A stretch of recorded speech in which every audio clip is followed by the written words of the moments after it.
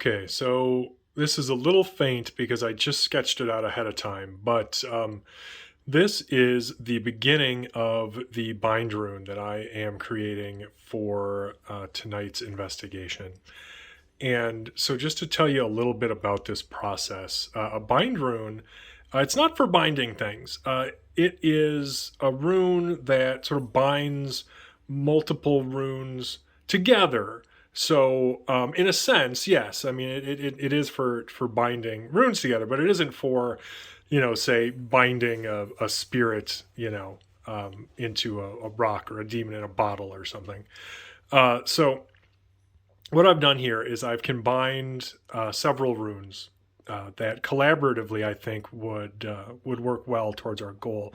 So you can see here that I have started with Awaz, and that is to symbolize Emily and I working together and the harmony that I hope exists in that relationship. But also with our intention of working harmoniously with the entities that we hope to contact. And so that's reinforced by Wunyo, actually, which is another rune of joy and harmony and fellowship. And then you've got Iwaz here, and that is for our connection to the other world.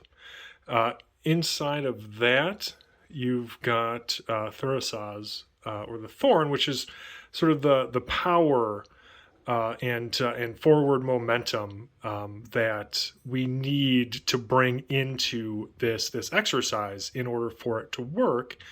And then finally, down here, you've got Kanaz, or the fire of creativity and inspiration, because it can be difficult to work in improvisational method like the Estes method, or really any sort of like spirit box or conversational communication method. So it's good to be inspired.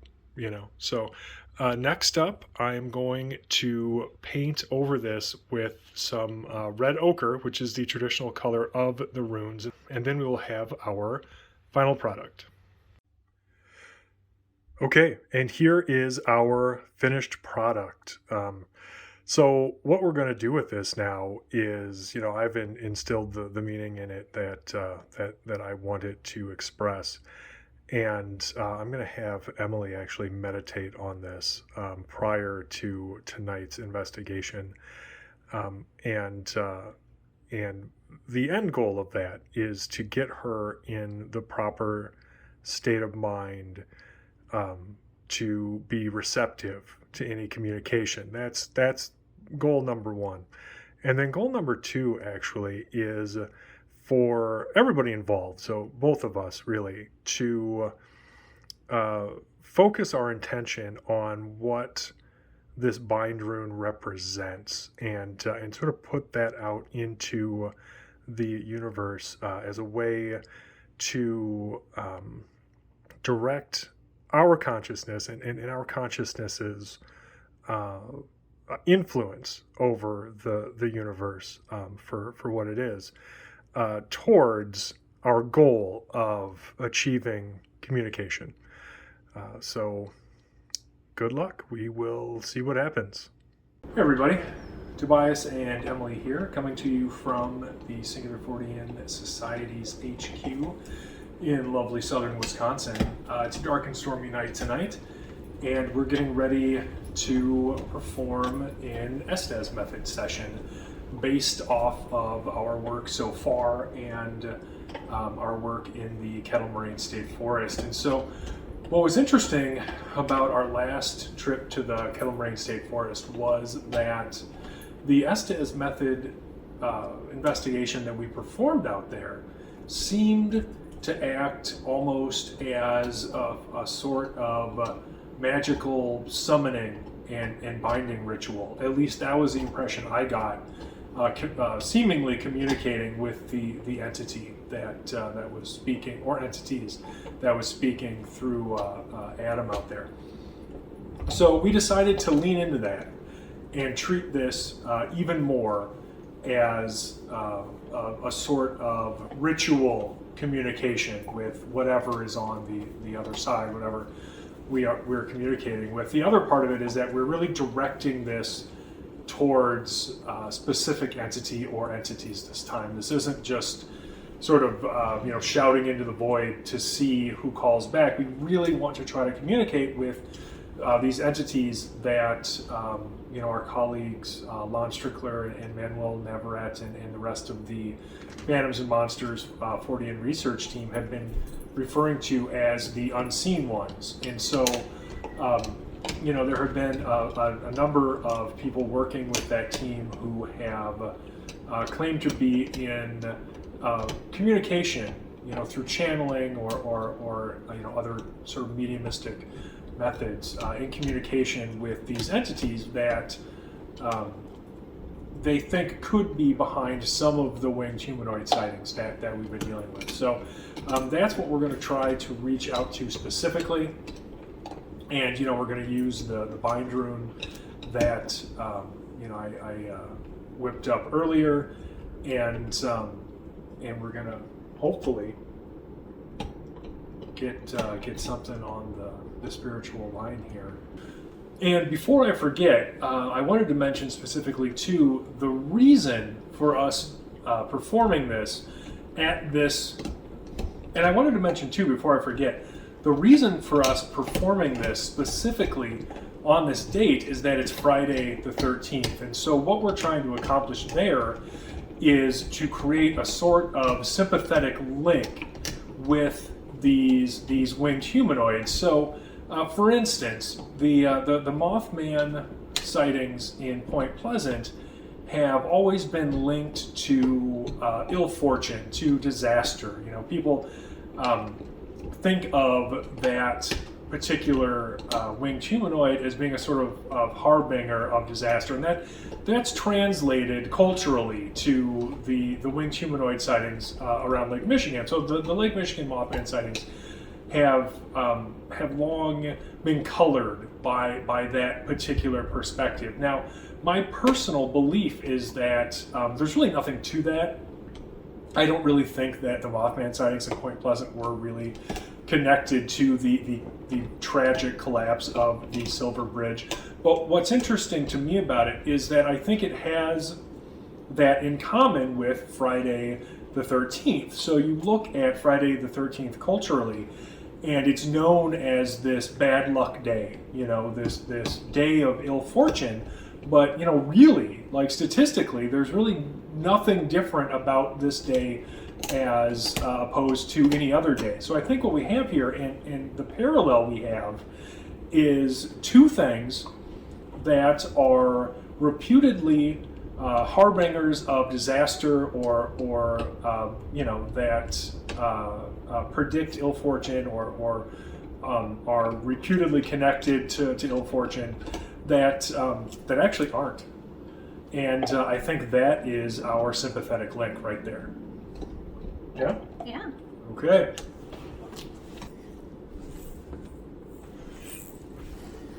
Okay, so from this point on, I'm going to be behind the camera, and obviously Emily will be in front of it, and she will be listening for any messages that come through the spirit box she's holding. Of course, she is completely blind and deaf to everything happening around her, and the only way I have of communicating with her is through her tactile senses.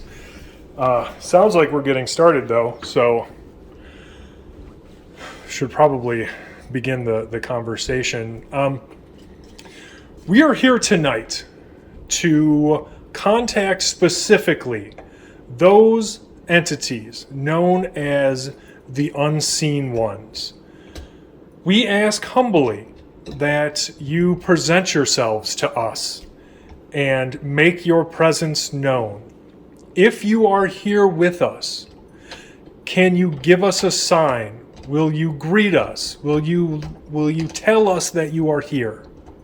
What?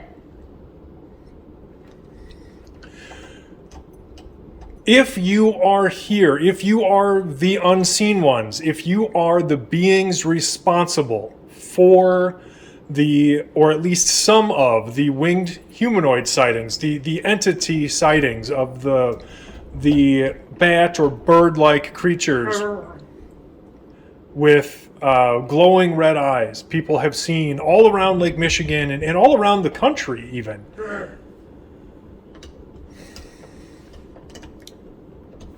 That sounded an awful lot like a growl to me. So we've heard that before. We've heard that out in the Kettle Moraine State Forest, those kinds of growls. Does that mean you were with us in the Kettle? Just say it. So you were with us in the Kettle Moraine State Forest. You must have been with us quite some time. What is your purpose in being with us? What is your purpose in presenting yourself to people? Open. So you want to be more open, or are you trying to open something? Are there areas that are more open, and that's why you are seen in those specific areas? Can you elaborate on what you mean? Help. So do you need help, or are you trying to help? Is there something that we need help with that you're trying to provide? Or is there someone else that you're trying to help? Or is there some way we can help you?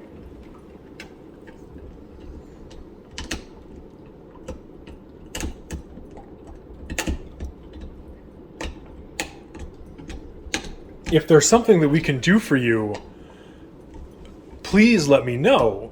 And if you're here to help us or other human beings or any beings, I hope that you'll let us know, because it would be our intention to also help in any way we can.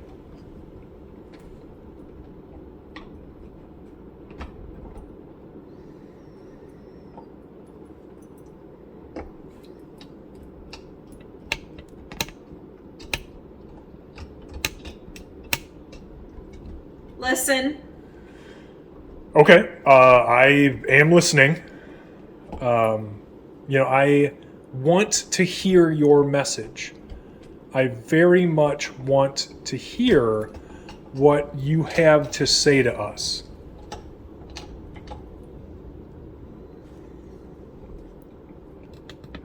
So please, I implore you. Risk. What kind of risk? Is there a risk to you or a risk to us?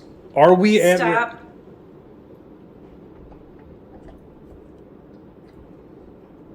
What do we need to stop? Is there something we need to stop that's putting us at risk or putting you at risk?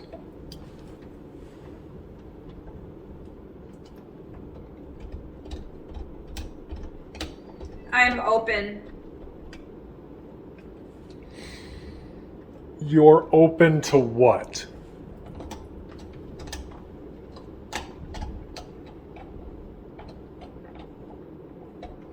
I need to know what you're open to in order to help you or to help myself.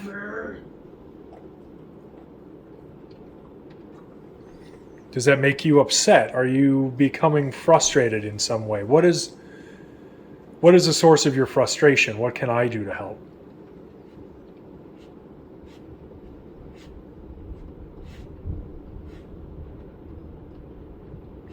Maybe. Maybe what exactly?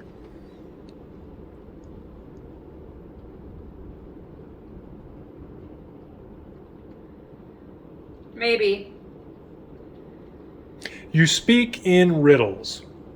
What do you mean by maybe? Direct communication is the only chance we have to be able to work together towards a common goal. So I need you to speak plainly in a way that I can understand.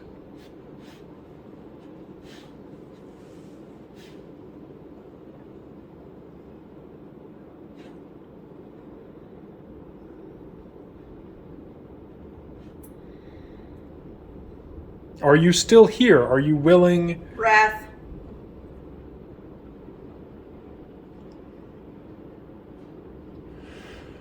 Are you willing to speak with us plainly? Are you willing to communicate in a way that is mutually beneficial? That's all we want.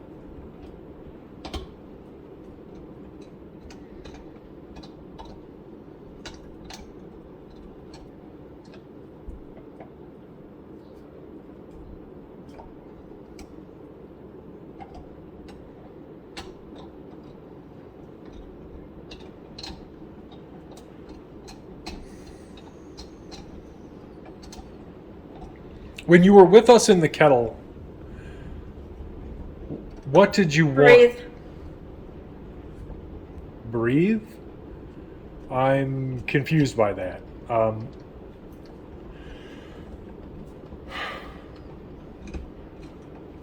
Maybe I'm going too quickly. When you were with us in the kettle, why? Were you there anyway? Or were you there for us? Would you have been there regardless? What is your interest in that area?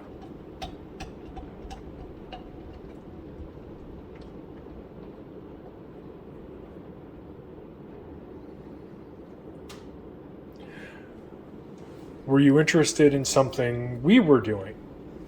Is there some reason that... Later. What comes later? Now, the last time we attempted communication here, we were told to wait. And we've been waiting. But why? Why wait? Why later?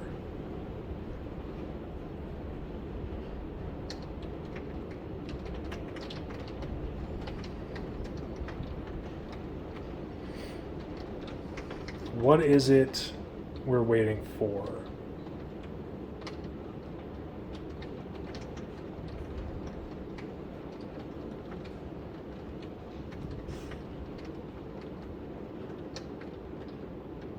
We can't help if we don't know why. We can't help if we don't know what you're doing.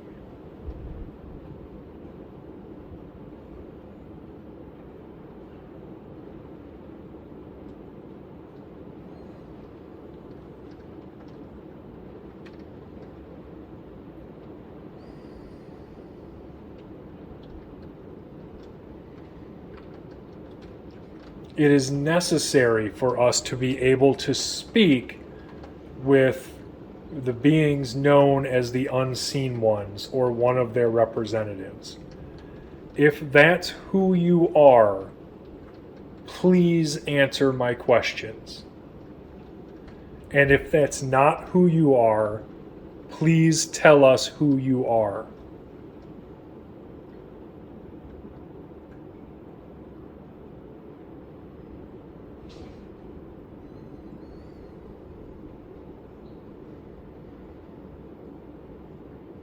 Big water. Big water.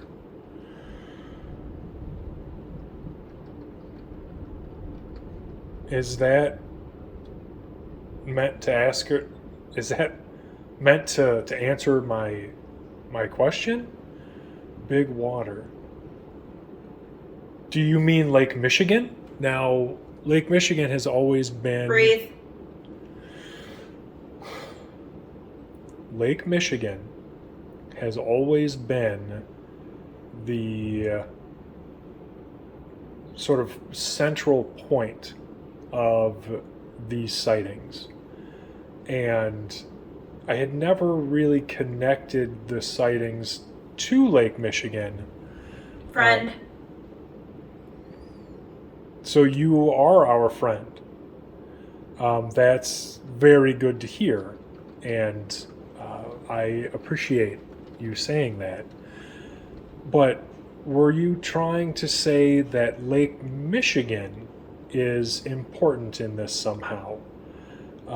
Because I hadn't made that connection other than its geographic. Hey. Hey, what? So other than. Listen. I am listening. Hear me.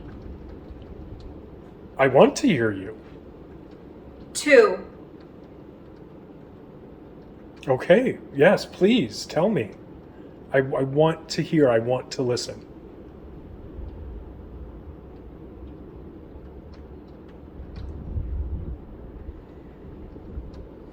Please tell me what you have to say. What message do you have?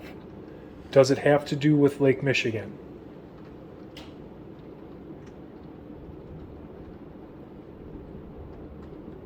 What is the importance of that?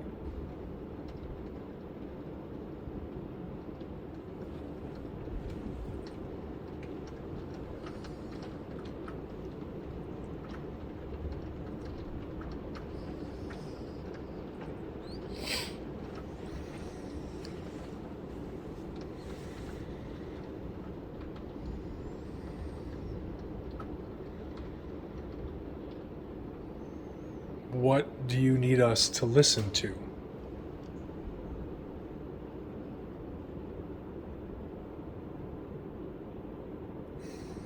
Please, if you have some kind of message for us, I really wish you would just tell us. If there's something I can do to convince you of our sincerity, or some way that I can help receive that message, please tell me. I go.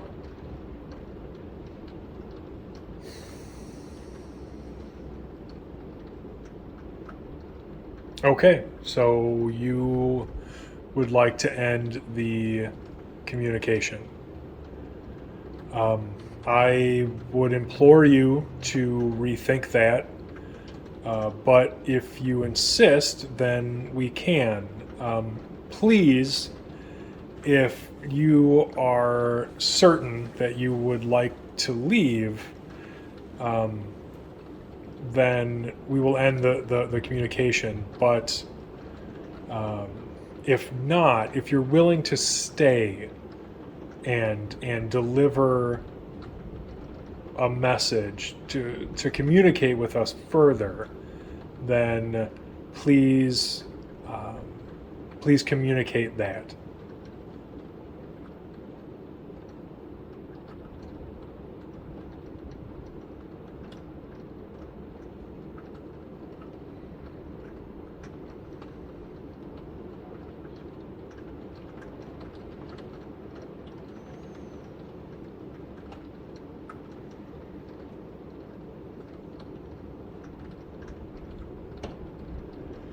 Okay, I thank you most humbly for gracing us with your presence this evening, and I release you. Go in peace. So it was weird because in the beginning I heard like a growl, and it's like that coming from underneath thing. So, and then I thought I heard it again. And then when I heard it again the third time, I was like, well, I better just growl then, because I wish I would have gotten those first two. Sure. Now, we've heard those growls before out in the kettle, right? Yeah. Same thing? Yeah, I would say it was pretty similar to that. Okay. But it was like, I didn't know how to articulate that, but I knew it was like, to me, it sounded like what comes from underneath. So I Sure. thought Well, I we've heard the better- growls from underneath when we've done spirit box sessions out there. Yeah, so I figured I should try to articulate those if I heard them. Yeah, fair enough. Okay. Yeah, and so at the end of that conversation, whatever it was I was communicating with, which may have been one of the entities that has been referred to as the unseen ones. It certainly didn't say it wasn't when I asked. At the end, it said, I go, I think. Yeah. And then I asked it to reconsider, and then silence. And so I ended it, cut off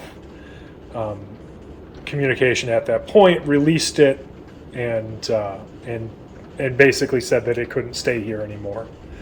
It was an invited guest, but at the same time, all guests must leave. And so to end this, actually, I just want to do a quick sort of ritual cleanse over you with my knife, if that's okay, just to make sure all connections are severed. Mm-hmm. Okay. Do I turn this off? It doesn't matter. So why don't you go ahead and stand up? All right. Any connection between Emily and any entity of the other world is now severed. Go in peace, but you must not stay.